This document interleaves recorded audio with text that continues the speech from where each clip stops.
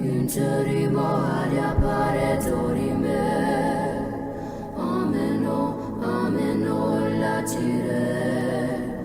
latiremo, ameno. Olá, sejam bem-vindos ao terceiro milênio, a visão espírita para uma nova era, um programa da Liga Espírita Pelotense. O terceiro milênio traz como tema vida além da vida.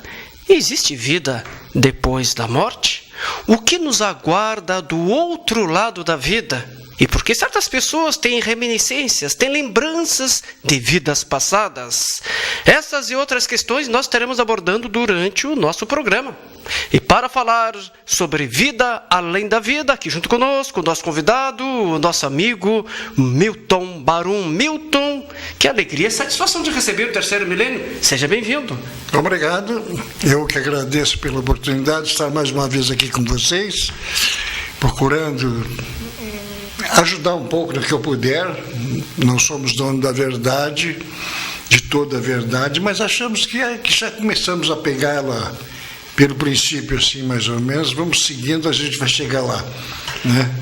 E é um modo de nós nos comunicarmos, um modo de nós vivermos melhor e muito melhor quando nós chegamos a essas conclusões, quando nós começamos a compreender que a verdade, o que é a verdade, e complementando até o que o Cristo nos disse: conhecereis a verdade e a verdade vos libertará. Então isso é uma busca que tem que ser feita. Não adianta nós ficarmos pensando em utopias, em chamamentos, em isso. Não. Tem que trabalhar mesmo a sua pessoa. Cada um tem que crescer por si mesmo. E aprendendo isso, a gente é muito feliz, graças a Deus. Graças a Deus. Milton, todos querem a resposta para a pergunta clássica: existe vida após a morte? Tão certo como existe a noite após o dia após a noite, né? Se não existisse a vida após a morte, eu perguntaria assim: o que é que nós estamos fazendo aqui? Por quê? Porque o interesse de pessoas serem sérias, honestas, trabalharem na busca da moral, da ética, dos bons costumes, dos bons princípios, da fraternidade, da caridade, do amor e tudo, seria muito mais fácil, se não existisse vida nenhuma, nós chegarmos aqui como passantes por um período e gozá-la da melhor maneira possível, roubando, estuprando, enganando, fazendo tudo.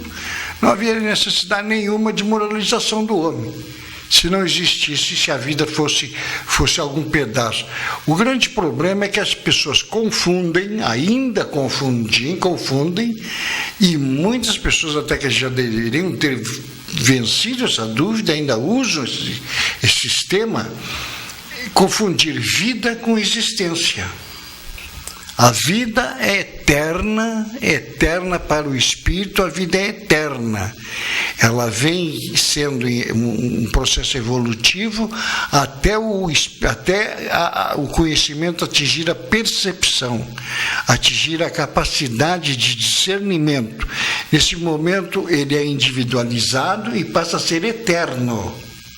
E daí começa o seu grande trabalho evolutivo. Agora, se não existisse isso tudo, não havia necessidade disso. Então nós seríamos brutos ainda, como fomos criados nos primeiros momentos da vida sobre a Terra, da vida humana sobre a Terra, sem nenhuma razão, sem conhecimento de nada, sem progresso, seríamos os mesmos brutos daquele tempo.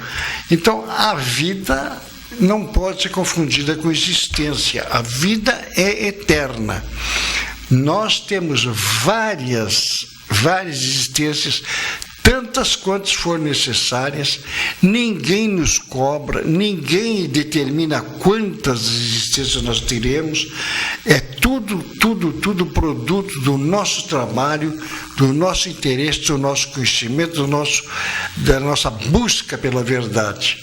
Então, é lógico lógico que aqueles que se interessam com isso procuram estudar, procuram entender. Agora, vamos deixar as utopias de lado. Claro. Deus não está me examinando, Deus não está me castigando, Deus não está me auxiliando. Deus, o meu guia espiritual, que é o mais próximo que eu tenho de mim, é o que me aconselha, é o famoso anjo da guarda, é o que me aconselha, é o que me procura fazer com que eu faça as coisas certas, mas ele não pode me privar de fazer o que eu quiser, porque eu tenho livre-arbítrio para fazer, ainda que ele seja uma coisa errada, eu vou fazer. Então, quer dizer, se a vida fosse só 80, 90, 100 anos que a gente vive, o que nós seríamos? Uns objetos, uma brincadeira de Deus? Uma brincadeira, porque criar os seres só para uns para terem uma vida de gozos e não sei o que mais, e outros sofrendo, e os destinos deles eram todos a mesma coisa, quer dizer, terminou a vida, terminou. Isso é uma incoerência tão grande que nos dias de hoje, nós já com o conhecimento que temos da vida e das civilizações e estudando todos os processos da vida e todos os processos progressivos que aconteceram contra o homem, é impossível alguém querer acreditar numa coisa dessa. Mas se quiser acreditar também, não é meu problema, é problema deles, né? Se quiserem sofrer as consequências, sofram. É como diz o Espírito Emmanuel, né? Podereis sair da existência quantas vezes forem necessárias, mas da vida jamais. É claro. Fomos criados para a eternidade. Para a eternidade. As existências são várias. As existências são... ninguém sabe quantas. Milton, então, e o que nos aguarda do outro lado da vida? O que nos aguarda? O que nos aguarda? Nos aguarda uma coisa muito importante que eu tenho chamado a atenção em algumas palestras e algumas aulas que a gente dá sobre doutrina, que nós temos que pensar o seguinte: quando nós desencarnamos, ninguém tenha medo nem de ir para o céu, nem para o inferno, nem para nada. Todos nós vamos para onde nós escolhemos ir. Como que nós escolhemos ir? Pelas nossas ações.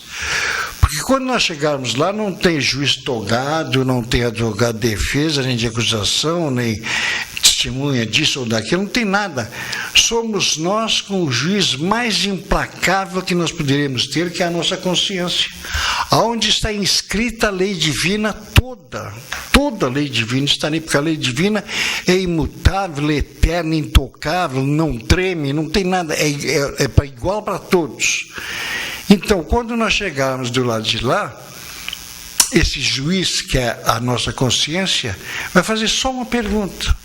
E eu falo isso, às vezes a pessoa pergunta, mas só essa pergunta? Eu digo, mas chega em casa agora, vá para frente do espelho e faça a pergunta como se fosse a sua consciência e responde, para tu ver como é difícil. A pergunta é só uma: quem és tu? É essa pergunta que a consciência vai fazer. Ela não vai me perguntar se eu fui presidente da República, se eu fui delegado de polícia, se eu fui advogado, se eu fui doutor, se eu fui médico, se eu fui rico, se eu fui pobre, se eu fui... O que tu fizestes para crescer como espírito? Quem és tu? Tu saísse daqui uma coisa, tem que voltar pior ou melhor, mas deve ser melhor. Pior nunca, nunca pior. Mas deve ser melhor. Então, quem és tu? Aí, faça essa pergunta hoje, quando chegar em casa, e olhe bem no fundo e diz, mas quem és tu? Ah, não, eu sou um cara bom. Tu é bom? Tu não fala mal de ninguém? Tu nunca odiou ninguém? Tu sempre amou a todos? Tu está pronto a ajudar? Tu é caridoso?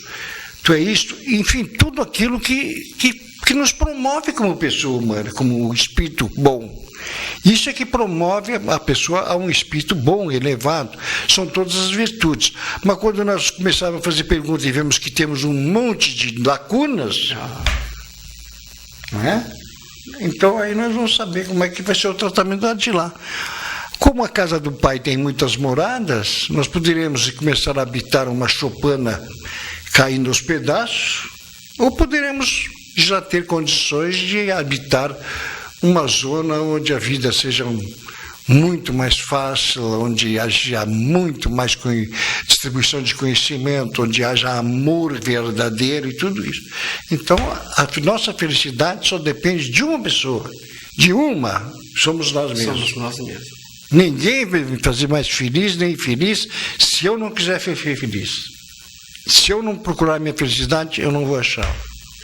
Jesus ilumina o caminho, mas quem tem que percorrê-lo somos nós. É verdade, claro. E não, nós não estamos sós. Isso não quer dizer, pelo fato de eu estar fazendo essa afirmação de que nós é quem vamos resolver os nossos problemas, não quer dizer que nós não estejamos só.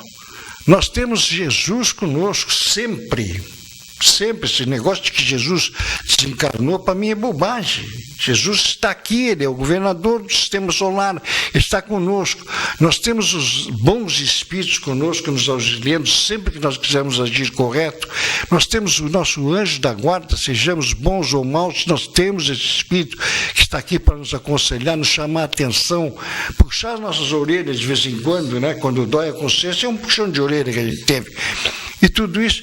Então, não estamos sós, mas não quer dizer com isso que nós possamos nos atirar numa rede e deixar as coisas correr. Não, nós temos que trabalhar.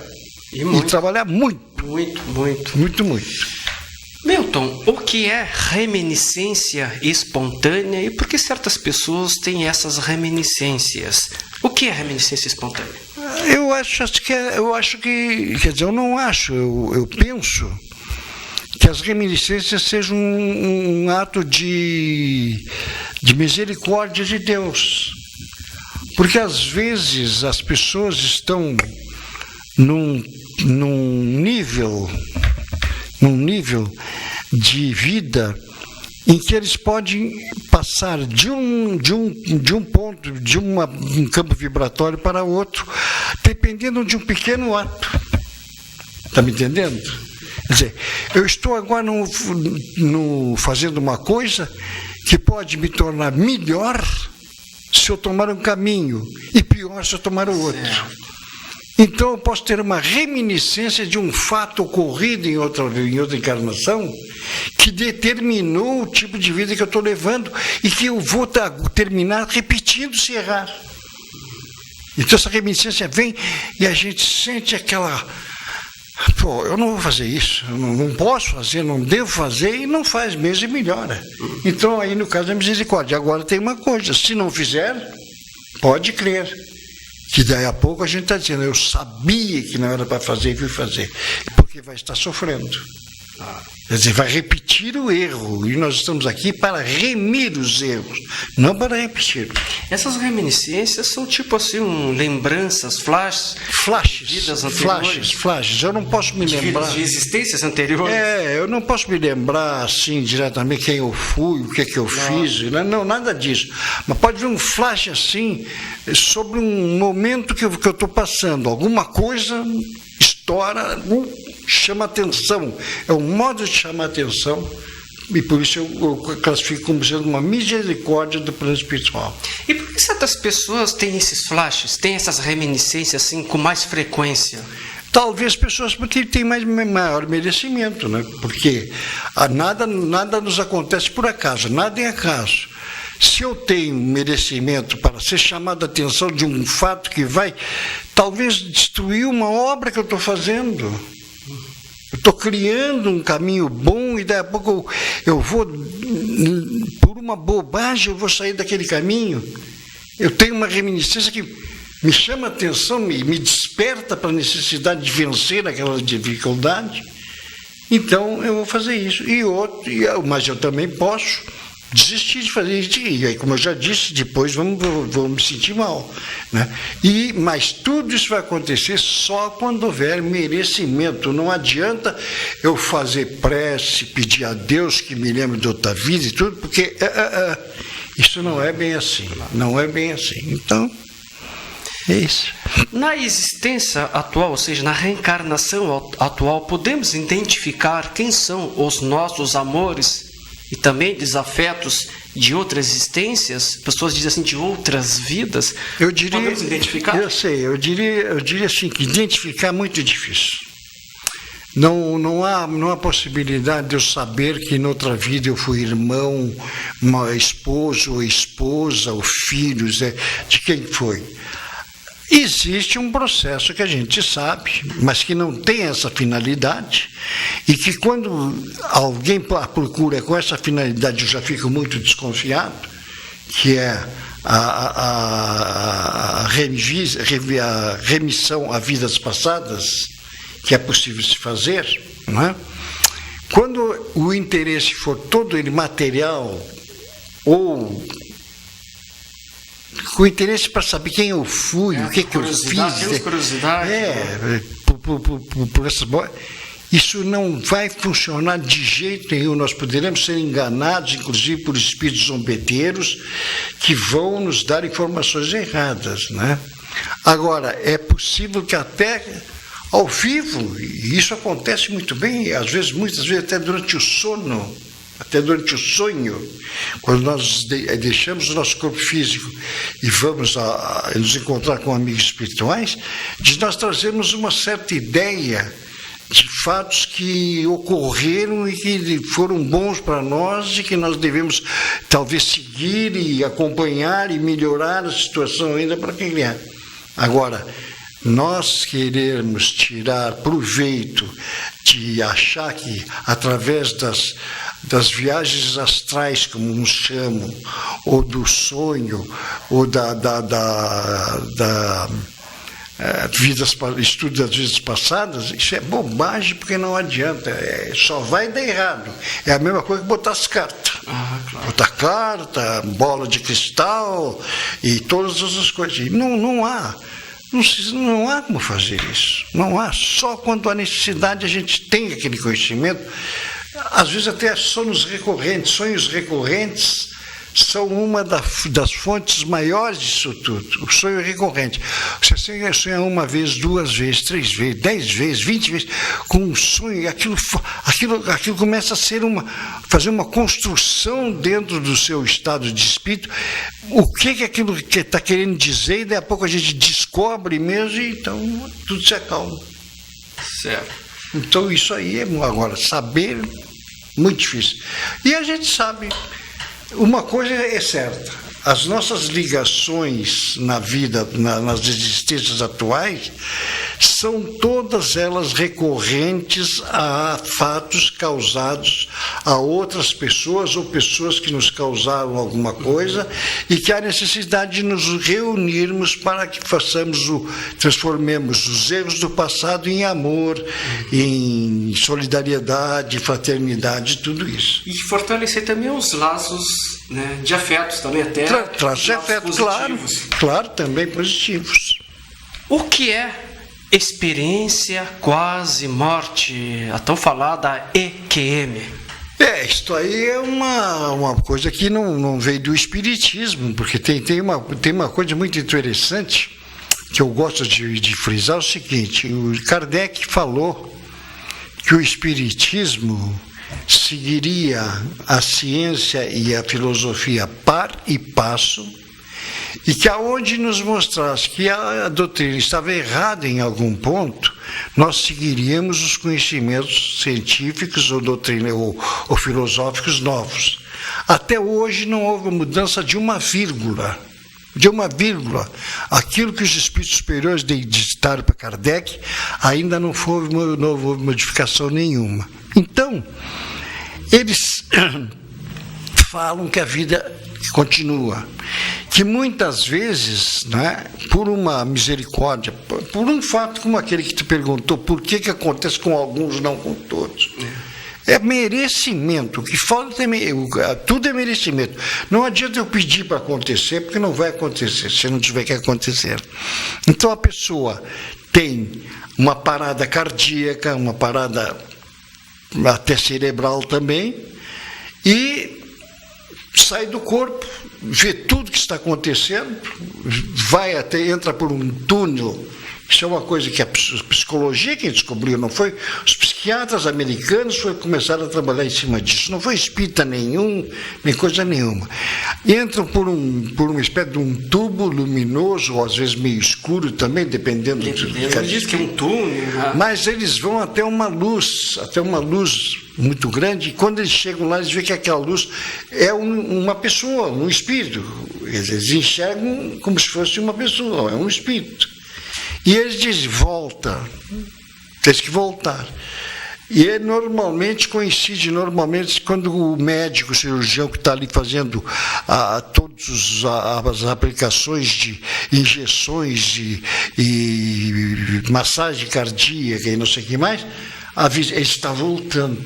Começa a sentir, porque o espírito volta mesmo para o corpo. E o interessante, eu posso te dizer isso, eu achei muito interessante, me deu uma vontade de que acontecesse comigo, mas nunca aconteceu. Porque eu falei com não foi muita gente, mas umas 4 ou 5 pessoas que me disseram que aconteceu com eles e que eles tinham um verdadeiro pavor da morte, eles tinham medo da morte, eles tinham medo até da própria vida. E que depois que isso aconteceu, eles estão liberados, eles dizem assim, mas é a coisa mais bacana que existe, é uma coisa fantástica, não tem dor, não tem coisa nenhuma, a gente simplesmente passa para um outro campo vibratório. E a pena que a gente teve que voltar, ainda diziam assim, pena que teve que voltar. Porque o bom teria ser ficado lá. Mas se foi chamado só como uma misericórdia para mostrar que lá é melhor do que aqui, mas que a gente tem que trabalhar, eles voltam para trabalhar mesmo. E segundo os relatos que a gente tem das pessoas que passaram por essa experiência, né, elas acabam modificando, né, a sua vida. Completamente. Passam a ter outra visão da vida, começam a ser pessoas mais caridosas, mais amigas, mais solidárias, porque elas compreendem que realmente a humanidade é uma coisa só. Né? Então eles voltam. Milton, o que de fato levaremos desta vida para outra vida, para outro lado da vida depois da morte do nosso corpo físico? O que de fato realmente vamos levar? Somente as nossas aquisições morais. Só.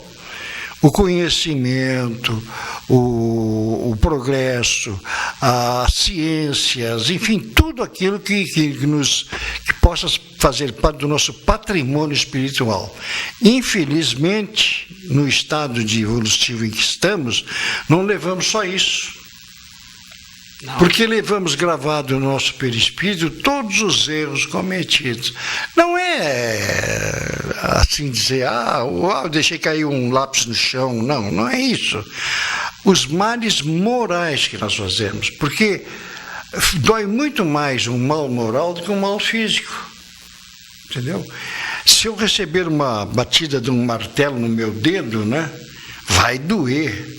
Eu vou sentir aquela dor, mas eu vou botar um linimento, fazer um curativo, e aquilo vai passar daí 2, 3 dias. Agora, o mal moral não passa. O mal moral tem que ser corrigido através de ações que possam remir aquele erro, que possam ser semelhantes ao erro cometido e que ofereçam uma oportunidade de uma recomposição, de fazer com que as coisas mudem e que nós façamos isso não por um interesse, mas por uma necessidade mesmo de progresso. Entendeu? Então, quando nós chegamos do lado de lá, né, o que nós vamos levar? Aquilo que eu já disse. Nós vamos perguntar quem eu sou, não o que eu fiz. Não o que eu era, não o que eu construí, não. É quem és tu, quer dizer, quanto tu cresceu. Quanto tu cresceu. Não, eu não cresci, então volta igual ou pior. Não sei se é pior, não. Pior nunca acontece. Porque sempre nós desencarnamos, eu digo assim, para tu me entender, eu digo, a gente nasce num nível para fazer uma um progresso muito grande, sempre. Porque Deus nos dá essa oportunidade, Deus é amor e só quer nosso bem. Mas muitos de nós nascemos e passamos retilineamente pela vida, no finzinho da vida a gente dá um pulinho. Então quer dizer que sempre o espírito renasce um pouco melhor do que na vida anterior, nunca pior. Mas isso não quer dizer que ele vai ser um espírito melhor. Ele pode nascer ainda com todos os erros do passado. Claro. E ele vai ter que aprender a corrigir aquilo ali. Milton, como podemos entender a vida? Coisa mais maravilhosa que existe. Tão maravilhosa que é eterna. No exato momento em que uma primeira partícula apareceu no universo, provocado por que tu quiser, por uma explosão, porque qualquer coisa que aconteceu sempre teve uma origem que nós chamamos de Deus. Porque é a inteligência suprema e causa primária de todas as coisas. Não, a vida nasceu porque estourou um nêutron carregado de energia, não sei o que mais. Está muito bem, mas de quem é que fez o nêutron? E de onde que foi tirada a energia para esse nêutron se desenvolver, se concretizar naquele monte de energia para fazer um universo? Não interessa como foi feito. Foi feito por uma inteligência que, como dizia Einstein, inatingível pelo homem. Inatingível pelo homem. Mas dizia ele também que ele o havia criado, dirigia o mundo, dirigia o universo, a sua criação e fazia parte da sua criação. Ele está conosco. É aqui, é esse quantum que a mecânica quântica hoje fala, é o quantum, é a energia que gira tudo. Não é? Então, desde aquele momento em que a primeira partícula aconteceu, ela já tinha um fora, que era uma parte física, mas lá dentro já tinha um estado consciencial. E esses corpos foram se ligando, se criando, e conforme aumentava o consciencial, modificava os corpos, iam crescendo até chegar ao homem. Né? Quando o homem recebeu a razão livre-arbítrio, é porque ele já tinha condições para trabalhar em cima disso aí. Então a vida não termina nunca mais. Desde aquela primeira partícula, ela existe. Por isso nós não devemos agredir a natureza, nós não devemos agredir as águas, nós não devemos agredir as florestas, não devemos agredir nada, porque tudo isso faz parte. E nem nos agredir. Hein? E nem nos agredirmos. Nem nos agredir. Por quê? Porque isso tudo faz parte de um contexto único de progresso. Se amanhã ou depois nós terminássemos com as florestas, nós não teríamos mais água. Se terminarmos com a água, também não teríamos as florestas. Se terminarmos com os animais, quantos espíritos que deveriam se originar da massa espiritual que a cada desencarne dos animais eles mandam para o mundo espiritual? Quantos espíritos deixaram de ser criados? Então, quer dizer, é melhor aí acreditar em fim do mundo, coisa que não pode existir também, porque aí teria que destruir Deus, e Deus é indestrutível. Então, é tudo uma sequência de coisas que vão acontecendo, e a vida é maravilhosa, e nós temos que vivê-la e aprender a viver e a conviver com todas as pessoas que estão à nossa volta. E é muito bom falar sobre vida. É muito viver bom. De tal forma, né? É claro. Tá? Que quando nós chegarmos do outro lado da vida, sejamos recebidos, né? Pelos nossos amigos espirituais. E recebido com muita alegria. Com muita alegria. Sem nenhuma restrição, sem nenhuma vergonha, pelo que nós fizemos. Tudo isso é maravilhoso. E para tal, como diz o Milton, se faz necessário a nossa transformação, o nosso trabalho no bem. É verdade, é isso aí. E falar em bem, nós agradecemos a brilhante presença do nosso amigo aqui no nosso programa, pelo bem que ele nos fez estar aqui junto conosco. Nosso muito obrigado. Obrigado também. Quando precisar, se eu puder ajudar, estou sempre pronto. Precisamos sempre e ajuda sempre. Os nossos programas estão disponíveis no portal lep.org.br/terceiro milênio. Nós ficamos por aqui, agradecemos seu carinho, sua atenção, sua audiência. Lembrando que temos encontro marcado em nosso próximo programa. Nós estaremos aqui esperando por vocês. Desejamos a todos um dia maravilhoso e que tenha uma semana repleta de alegria, sucesso, amor e muito trabalho no bem. Fique em paz e que Deus nos abençoe.